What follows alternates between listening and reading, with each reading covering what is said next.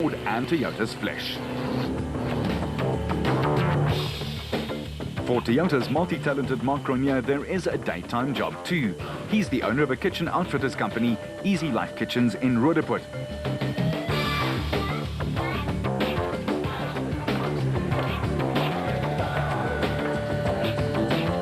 We wanted to know how much does it take from his racing life. Well, I'd probably say a heck of a lot. You know, my business is really the kitchen industry. It has been for quite some time now, and it's been growing, you know, ever since I've taken it over. And yeah, we basically involved with the kitchen business, making cupboards, manufacturing, installations, design. You know, client will come to us with some new innovative ideas, and we'll have to put them in practice and get them right. And that's kind of how, you know, I do in my work hours. And obviously we've got the gym and my water sports, which I quite enjoy. So that's, you know, on a day-to-day basis what I do for a living and what I enjoy. And what about he and his brothers racing? How did it all start? Well, we've been racing all our lives. You know, we've been a strong racing family. We grew up next to the track and eventually on the track. You know, started at the age of 11 in karts, and then we moved on to, you know, circuit racing with Toyota, and progressed ever since, and basically where we are today.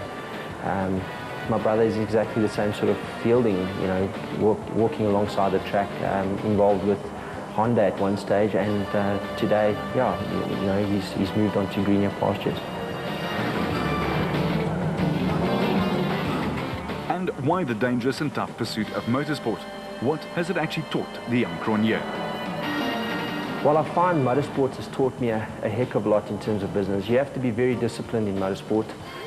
You have to be very focused, and I find the principles are exactly the same in business. You know, yes, business can be fun, but at the end of the day, if you're not focused and disciplined, you don't achieve the goals that you set out for yourself. And at the end of the day, it gets quite tricky. You know, in business, it's a ruthless world out there. If you've got to make it for yourself, you know, you really got to get out there and do it for yourself. Otherwise, nobody's waiting for you. Life doesn't owe you anything.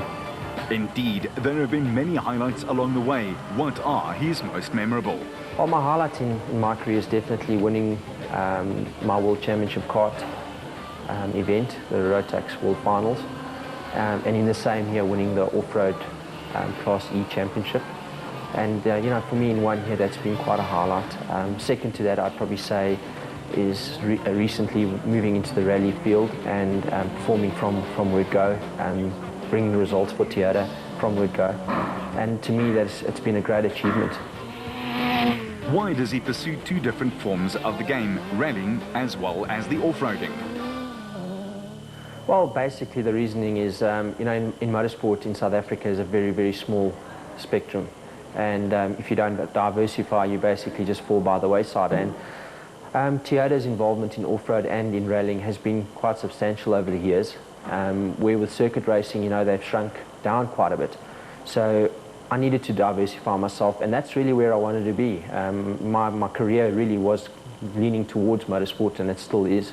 And that's ultimately where I want to be. So you have to diversify if you want to stay alive in motorsport. The Japanese motoring giant has been instrumental in his motorsport maturity. Loyalty to Toyota is, I mean, it's been my life really. Toyota's been my life, and I've grown with them. I've grown up with them, alongside with Castrol. So, you know, they introduced me into circuit racing and progressed from there. And yeah, I mean, it's speechless really. I can't tell you, they've done a heck of a lot for me. And that's where I've produced my results. He must surely have an ultimate goal in local motorsport. What is it? My ultimate goal really in motorsport is to become national champion in the near future in rallying. That would be my ultimate goal.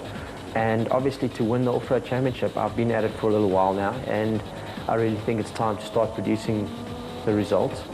I do believe that we can produce the results once we get our ducks in a row and make sure that the vehicle is 100%, I'm 100% up to scratch.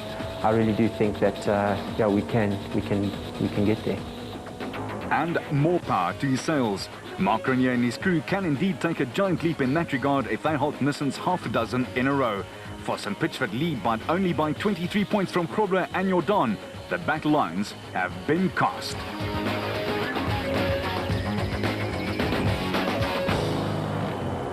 Vehicle and asset finance from ABSA. Going the extra mile to get you finance from ABSA. Going the extra mile to get you financed.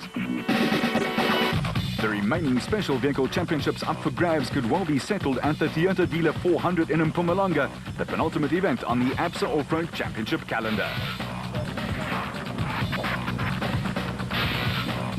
The Class B Championship is dried and dusted with Hendrik and Jan Kraai in their Regent Racing bat, having scored 5 wins in 6 outings this season.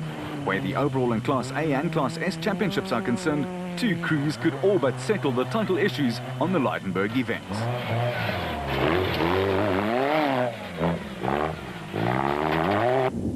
In the overall and Class A battles, the father and son pairing of Nick and Ryan Harper in their big Atlas Copco bat are clear of their closest challengers, Evan Hutchison and Akim Bergman in the Motorite bat.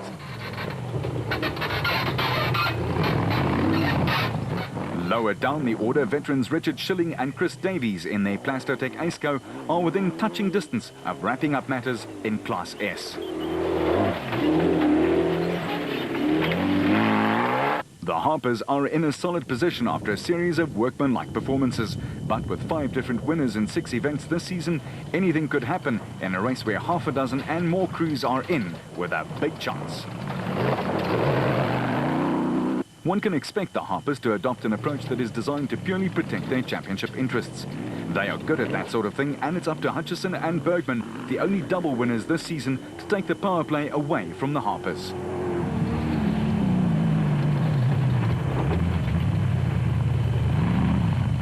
While a win or a podium finish is a must for Hutchison and Bergman, they will also be looking for help from teammates Alfie Cox and Henny ter Steege. The outgoing champions are out of the title equation, and Hutchison and Bergman will be looking for them to run interference.